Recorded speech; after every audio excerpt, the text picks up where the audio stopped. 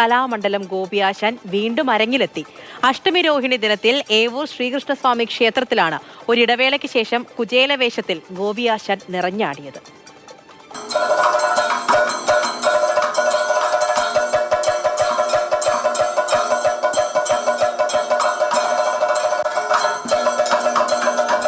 കുചേലൻ വീണ്ടും ദ്വാരകയിലെത്തി. പഴയ തോഴന്റെ 7 നില മാളിക കണ്ടു.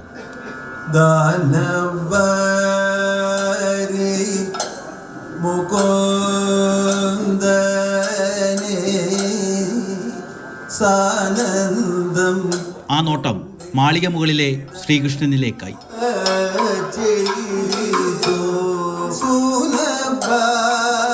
ആശാന്റെ വിറയ്ക്കുന്ന വിരലുകളിലും ഭഗവാന്റെ അനുഗ്രഹം. സുധാമാവിന്റെ പകർന്നാട്ടം എല്ലാവർക്കും വിസ്മയം.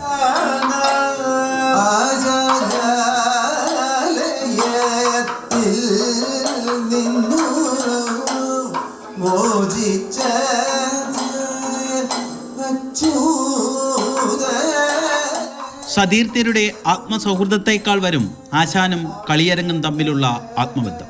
അതുകൊണ്ട് മാത്രമാണ് സ്വയം വിരമിച്ചിട്ടും ഗോപിയാശാൻ വീണ്ടും വന്നത്.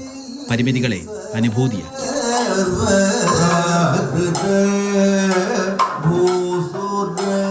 അദ്ദേഹത്തെ പോലൊരു കഥകളി രംഗത്തെ കുലപതിയെ ദേവസ്വം ബോർഡ് പ്രസിഡന്റ് എന്നുള്ള നിലയിൽ ആദരിക്കുവാൻ അവസരം കിട്ടിയത് വലിയ ഭാഗ്യമായിട്ടാണ് ഞാൻ കാണുന്നത്.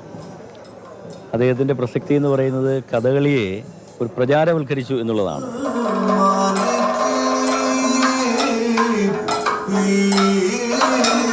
അനുനിമിഷം സ്വയം നവീകരിച്ചു ഏവൂരിലെ കണ്ണന്റെ മുന്നിൽ ആശാൻ.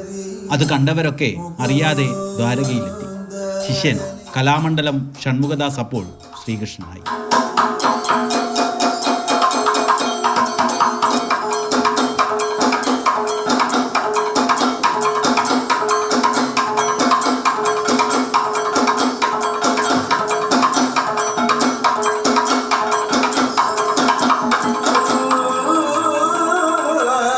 മാതൃഭൂമി ന്യൂസ്, ആലപ്പുഴ.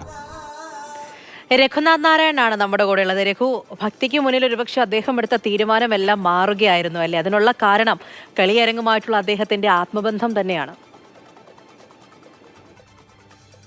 കഥകളി എന്ന മഹാകലയെക്കുറിച്ച് വിശദീകരിക്കാനോ വ്യാഖ്യാനം നൽകാനോ ഞാൻ ആളല്ല.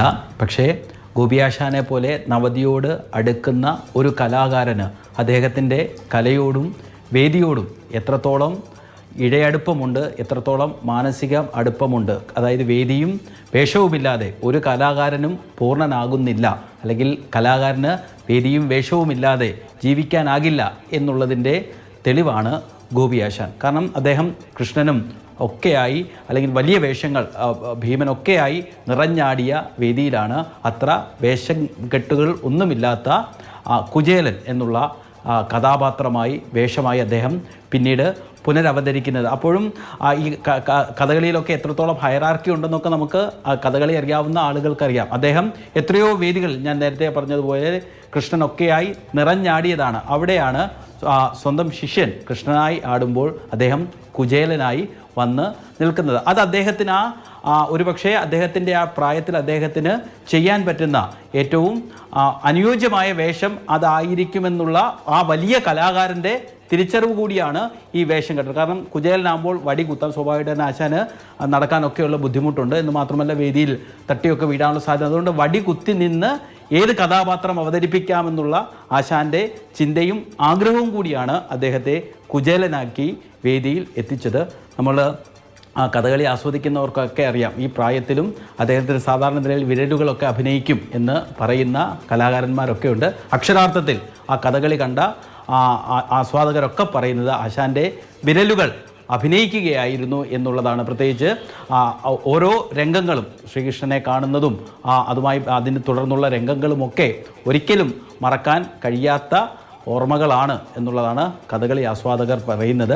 ആശാൻ സ്വയം വിരമിച്ചതാണ് 2 വർഷം മുൻപ്. പക്ഷേ ഈ 2 വർഷത്തിൻ്റെ ഉള്ളിൽ അദ്ദേഹത്തിന് സ്വയം തിരിച്ചറിവാണ്. വേദിയും, ഞാൻ ആദ്യം പറഞ്ഞതുപോലെ വേദിയും വേഷവുമില്ലാതെ പൂർണ്ണനാകില്ല എന്നുള്ള അദ്ദേഹത്തിൻ്റെ തിരിച്ചറിവാണ് ഇനിയും ആശാന് കൂടുതൽ വേദികൾ എത്താൻ കഴിയട്ടെ. ആശാൻ ഒന്ന് മനസ്സ് വെച്ചാൽ മതി, ആശാന്റെ മനസ്സ് മാത്രം മതി വേദികൾ കിട്ടാൻ. അദ്ദേഹത്തിന് ശരിയാണ്, ആ മനസ്സ് മാത്രം മതി എന്നതിന്റെ ഏറ്റവും വലിയ ഉദാഹരണം കൂടിയാണ്. 2 വർഷം മുമ്പ് ഞാൻ അരങ്ങിൽ നിന്നും മാറുന്നു എന്ന് അദ്ദേഹം സ്വയം പറഞ്ഞപ്പോഴും കഥകളി ആസ്വാദകരെയൊക്കെ സംബന്ധിച്ചത് നിരാശ നൽകുന്ന ഒന്ന് തന്നെയായിരുന്നു. പ്രായത്തിൻ്റെതായിട്ടുള്ള പലവിധ അവശതകൾ ഉണ്ടെങ്കിൽ പോലും ആ കളിയരങ്ങിൽ അദ്ദേഹം വീണ്ടും എത്തിയപ്പോൾ അത് ഒരു അത്ഭുതമായി മാറുകയായിരുന്നു. ശരി രഘു.